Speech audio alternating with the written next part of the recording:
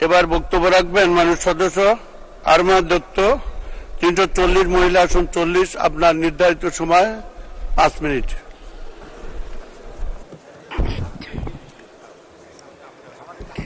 শ্রদ্ধেয় মাননীয় স্পিকার, আপনাকে কৃতজ্ঞ চিত্তে ও গর্বের সাথে জানাই আমার প্রাণঢালা অভিনন্দন ও শ্রদ্ধা।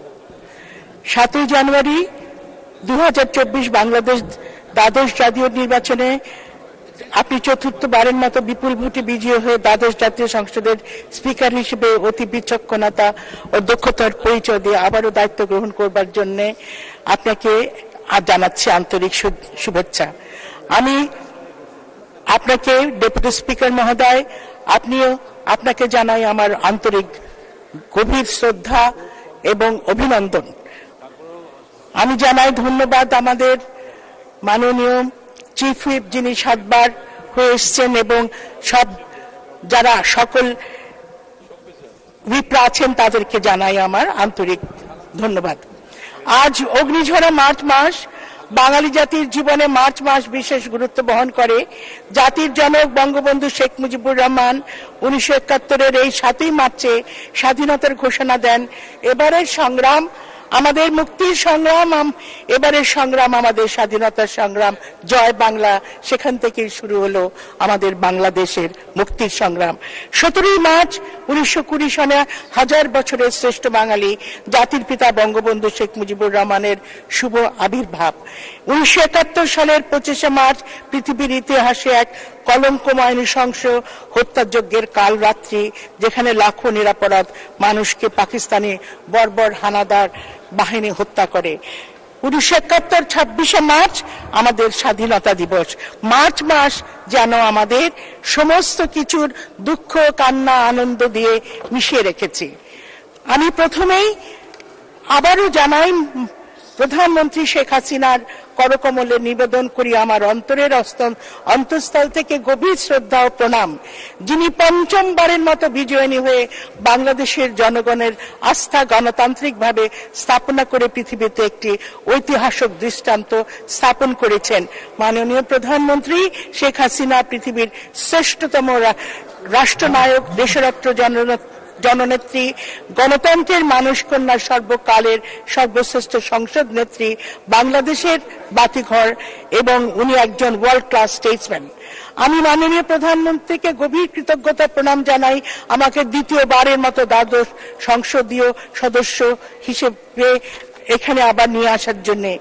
আমি শ্রদ্ধা করে সকল মাননীয় সংসদ সদস্যদের জানাই আমার আন্তরিক শ্রদ্ধা ও অভিনন্দন।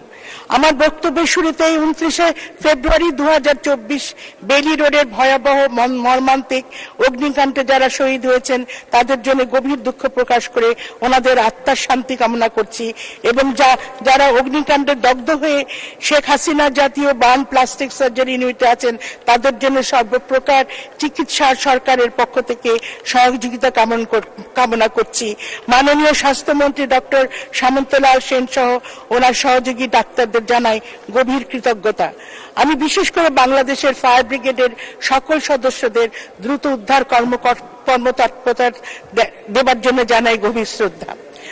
আজ আমি আমার বক্তব্য শুরু করছি অবনত মস্তকে গভীর শ্রদ্ধা প্রণাম জানিয়ে ক্ষণজন্ম মহান সিংহপুরুষ স্বাধীন বাংলাদেশের স্থপতি, সর্বকালের সর্বশ্রেষ্ঠ বাঙালি, স্বাধীন সার্বভৌম বাংলাদেশের মহান স্থপতি জাতির পিতা বঙ্গবন্ধু শেখ মুজিবুর রহমানকে, যিনি বাংলাদেশ নামক একটি ভাষা ভিত্তিক অসাম্প্রদায়িক বাংলাদেশ নামক রাষ্ট্রে জন্ম দিয়ে গেছেন পৃথিবীর মানচিত্রে, এবং দিয়ে গেছেন একটি অসাধারণ সংবিধান যা 30 লাখ শহীদের দিয়ে রক্ত দিয়ে লেখা। সূর্যকে যেমন আকাশ থেকে আলাদা করা যায় না, তেমনি আলাদা করা যায় না জাতির পিতা বঙ্গবন্ধুকে বাংলাদেশের মাটি থেকে। জাতির পিতা বঙ্গবন্ধু শেখ রহমান ছিলেন একটি দর্শন, একটি চেতনা, একটি বিশ্বাস ও রাজনীতি। মহাকাশ সব থেকে উজ্জ্বল নক্ষত্রটির নাম বঙ্গবন্ধু শেখ মুজিবুর রহমান, যার অপর নাম স্বাধীনতা। বঙ্গবন্ধুই হলেন মহাকালের মহানায়ক।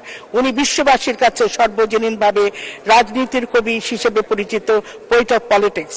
ভরাকান্তের রীতে শ্রদ্ধার সাথে আত্মার শান্তি কামনা করছে সর্বকালের সর্বশ্রেষ্ঠ বাঙালি জাতির পিতা বঙ্গবন্ধু শেখ মুজিবুর রহমানের বঙ্গমাতা বঙ্গমাতা বেগম ফজিলতুন্নেসা মুজিব, পুত্র ত্রয় শেখ কামাল, শেখ জামাল, শেখ রাসেল, সুলতানা কামাল ও শেখ রোজি সহ যাদের সকলকে নরঘাতকেরা সপরিবারে নৃশংস। 1 মিনিট বলবেন। 2 মিনিট স্যার।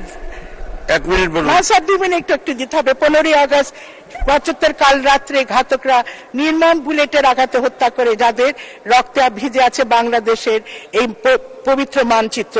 এই মহান দ্বাদশ জাতীয় সংসদে অধিবেশনে গভীর শ্রদ্ধা প্রণাম কৃতজ্ঞতা জানাই 30 লাখ মহান শহীদদের।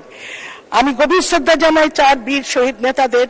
আমি আরো মাথা নত করে বিনম্র শ্রদ্ধা প্রণাম জানাই আমার প্রাণপ্রিয় পিতামহ দেশপ্রেমিক শহীদ ধীরেন্দ্রনাথ দত্ত, আমার একমাত্র কাকা শহীদ দিলীপ দত্তকে। মাননীয় স্পিকার, কৃতজ্ঞ জানাই আপনাকে এই পবিত্র দ্বাদশ জাতীয় সংসদের 30শে জানুয়ারি এই 2024 সালের প্রথম অধিবেশনে শ্রদ্ধেয় মহামান্য রাষ্ট্রপতি জনাব শাহাবুদ্দিন মহোদয়ের 143 পাতার গুরুত্বপূর্ণ ভাষণের উপরে কিছু বক্তব্য প্রদানের সুযোগ আমাকে দেবার জন্য আমি বিশেষভাবে মাননীয় মহামান্য রাষ্ট্রপতিকে জনাব শাহাবুদ্দিনকে গভীর কৃতজ্ঞতা জ্ঞাপন করছি। দ্বাদশ জাতীয় 24 সালের প্রথম অধিবেশনে বাংলাদেশের দৃষ্টান্তমূলক। 1 মিনিট। আচ্ছা, শেষ করবেন। করে দেব। একটু ইম্পর্টেন্ট দুটো কথা ছিল।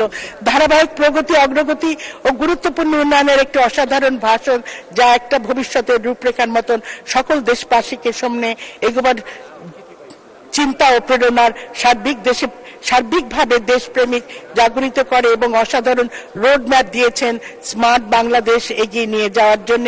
এই বক্তব্যটি একটি ম্যাগনা কার্টা দলিল হিসেবে উল্লেখ হবে। এটি একটি লিভিং ডকুমেন্ট আমি মনে করি, যেখানে উনি সমস্ত ক্ষেত্রগুলো পরিষ্কার করে দিয়ে গেছেন। মাননীয় স্পিকার, 7ই জানুয়ারির 24 একটি অবাধ, সুষ্ঠু, নিরপেক্ষ জাতীয় সংসদ নির্বাচন সম্পন্ন করার জন্য সাম্প্রতিক কালে পৃথিবীর রাজনৈতিক মানচিত্রে একটি বিরল দৃষ্টান্ত স্থাপন করেন বাংলাদেশের রাজনৈতিক প্রজ্ঞার অধিকারী মাননীয় প্রধানমন্ত্রী শেখ হাসিনা। একটি অসাধারণ, অবাধ, সুষ্ঠু, নিরপেক্ষ, শান্তিপূর্ণ নির্বাচন দেশবাসীকে উপহার দিয়ে আমি এটা বলি। সময় শেষ, আপনি শেষ করুন। আমি এখানে জানাচ্ছি নির্বাচন কমিশনকে এবং সকলে যারা এখানে করেছিলেন সহযোগিতা, তাদেরকে আমি জানাই। এখানে আমি একটুখানি ধন্যবাদ ওখানে বলি। এখানে আমি একটুখানি বিএনপির কথা বলতে চাচ্ছি যে বাংলাদেশের জাতীয় নির্বাচন বানচাল করতে বাংলাদেশ জাতীয়তাবাদী দল বিএনপি নামক একটি রাজনৈতিক দল সর্বতভাবে ঘরে বাইরে ষড়যন্ত্র সংগঠিত করে নির্বাচন বানচাল করার সব রকম প্রচেষ্টা চালায়। এই দল একটি কোনো দল নয়, এই দল একটা ডিফাঙ্ক দল। এই দলকে, বিএনপি দলকে আসলে একেবারেই তাদেরকে নিষিদ্ধ করে দেওয়া উচিত। আমি জাস্ট এই কথাটুকুন বলি যে মাননীয় শেখ হাসিনার লিডারশিপ স্কিলস একটা unique combination of exemplary courage and vision who stands before the raging storm with the spirit of liberation. মাননীয় স্পিকার, আমি এটা বলি, নির্বাচনের ইশতেহারের সঠিকভাবে আমি কিছু 3টা আমার জায়গায় বলিনি, বাস্তবায়ন করা এসডিজি। সদস্য, আপনাকে অসংখ্য ধন্যবাদ।